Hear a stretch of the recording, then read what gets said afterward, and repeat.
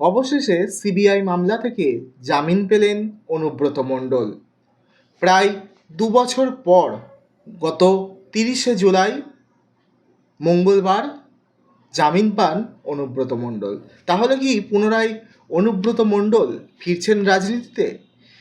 কবে তাকে দেখা যাবে আমাদের রাজ্যে তথা তার বাসভবন বীরভূমে? সবটাই বিস্তারিত জানাবো আপনাদের। সঙ্গে রয়েছে আমি সাজিদ, আর আপনারা দেখছেন N24 টিভি। অবশেষে অনুব্রত মণ্ডলের জামিন। গরু পাচার মামলায় 2022 সালের অক্টোবর মাসে সিবিআই অনুব্রত মণ্ডলের নামে মামলা করে এবং অনুব্রত মণ্ডলকে আসানসোলের সংশোধনাগারে নিয়ে যাওয়া হয় এবং সেখানে জেরা করার উদ্দেশ্যে তাকে নিয়ে যাওয়া হয়।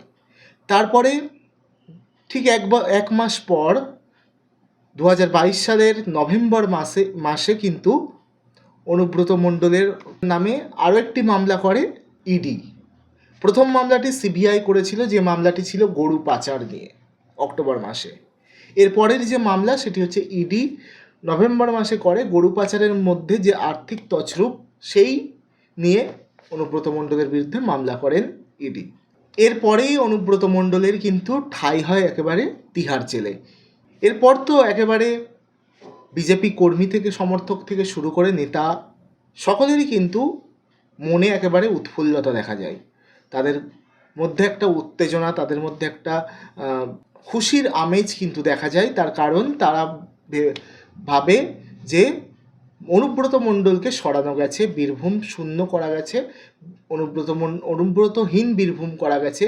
এবার এই বীরভূম কিন্তু বিজেপির দখলে যাবে, এমনটাই তারা ভাবে। কিন্তু গত লোকসভা নির্বাচনে আপনারা দেখে নিয়েছেন বীরভূমের রেজাল্ট। বীরভূম কিন্তু অনুব্রতহীন বীরভূম কিন্তু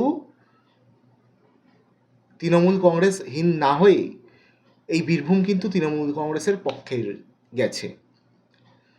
আর সেই অনুব্রতর ভোট পরবর্তীতে অনুব্রতর সুপ্রিম কোর্টে তার আইনজীবীরা কিন্তু জানায় যে এই গরু পাচার মামলায় একে একে অন্যান্য যারা অভিযুক্ত তাদের যখন জামিন হয়ে যাচ্ছে, বারবারই কিন্তু অনুব্রত মণ্ডলের জামিন আটকে যাচ্ছে।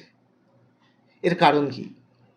এর কারণ অনুব্রত মণ্ডল যে ইডি সিবিআই তারা কিন্তু তাদের যে আইনজীবী তারা দাবি করে অনুব্রত মণ্ডলকে ছেড়ে দিলে সুপ্রিম কোর্টে বারবার তারা অভিযোগ করে, বারবার তারা দাবি করে যে অনুব্রত মণ্ডলকে ছেড়ে দিলে অনুব্রত মণ্ডলের বিরুদ্ধে ওটা যে সমস্ত অভিযোগ যার প্রমাণ রয়েছে সেই প্রমাণগুলো কিন্তু লোপাট করে দেবে অনুব্রত মণ্ডল ছাড়া পেয়ে গেলে।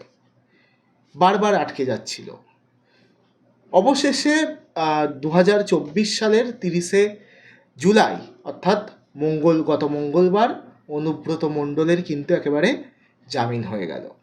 তবে জামিনের কিছু শর্ত অবশ্যই আদালত দিয়েছে। সেই শর্ত হচ্ছে এই মামলা সংক্রান্ত যে কোনো রকম তদন্ত যা হবে সেখানে সব রকমের সহযোগিতা, সব রকমের হেল্প বা সাহায্য অনুব্রত মণ্ডলকে করতে হবে।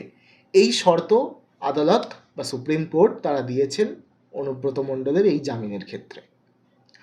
এখন প্রশ্ন, এই অনুব্রত মণ্ডল যখন সিবিআইয়ের করা সেই গরু পাচার মামলা থেকে জামিন পেলেন, তাহলে কি তিনি ফিরবেন আমাদের রাজ্যে? আবারও কি তাকে দেখা যাবে তার সেই পুরনো দলের তার জেলার দায়িত্ব তুলে নিতে? তাকে কি দেখা যাবে আবার সেই দৌর্দণ্ড প্রতাপ যে অনুব্রতকে আমরা দেখতাম, সেই অনুব্রত মণ্ডলকে কি দেখা যাবে? প্রশ্ন যদি আপনারা করেন, উত্তর দেব এই মুহূর্তে না।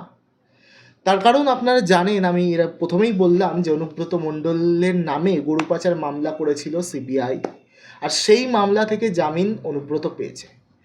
কিন্তু সেই গরু পাচার মামলার ঠিক এক মাস পর নভেম্বর 2022 সালের নভেম্বর মাস, সেই মাসে কিন্তু অনুব্রত মণ্ডলের নামে আরও একটি মামলা করে ইডি। যে মামলাটি ছিল গরু পাচারের যে ভিতর দিয়ে যে আর্থিক তছরূপ সেই নিয়ে একটি মামলা। সেই মামলাটি এখনও চলছে। সেই মামলাটির কিন্তু এখনও পর্যন্ত নিষ্পত্তি ঘটেনি। সেই মামলা থেকে এখনও পর্যন্ত কিন্তু অনুব্রত মণ্ডল জামিন পায়নি। জামিন পেয়েছে সিবিআইয়ের করা গরু পাচার মামলায়। তাই এখনও তার ঠাঁই বা তাকে কিন্তু এখনও থাকতে হবে তিহার জেলেই। তবে সূত্র মারফত খবর যে এই অনুব্রত মণ্ডলের যে আরও একটি মামলা ইডির করা মামলা, সেই মামলাও কিন্তু খুব তাড়াতাড়ি একটা শুনানি হতে পারে, রায় কিন্তু আসতে পারে সুপ্রিম কোর্টের পক্ষ থেকে। সেই মামলা যদি আবারও অনুব্রত মণ্ডল জামিন পেয়ে যায়, তাহলে কিন্তু অনুব্রত মণ্ডল ফিরবেন এই রাজ্যে।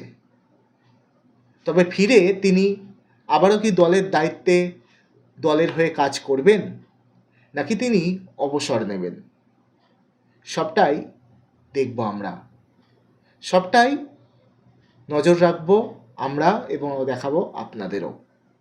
ততক্ষণ আজকের মতো এখানেই সমাপ্ত করলাম। আবারও দেখা হবে নতুন কোনো প্রতিবেদন নিয়ে, নতুন কোনো বিষয়ের নতুন কোনো তথ্য নিয়ে। ততক্ষণ আজকের মতো আমাদের এই এপিসোড, আমাদের এই প্রতিবেদন আজকে এখানেই সমাপ্ত করলাম।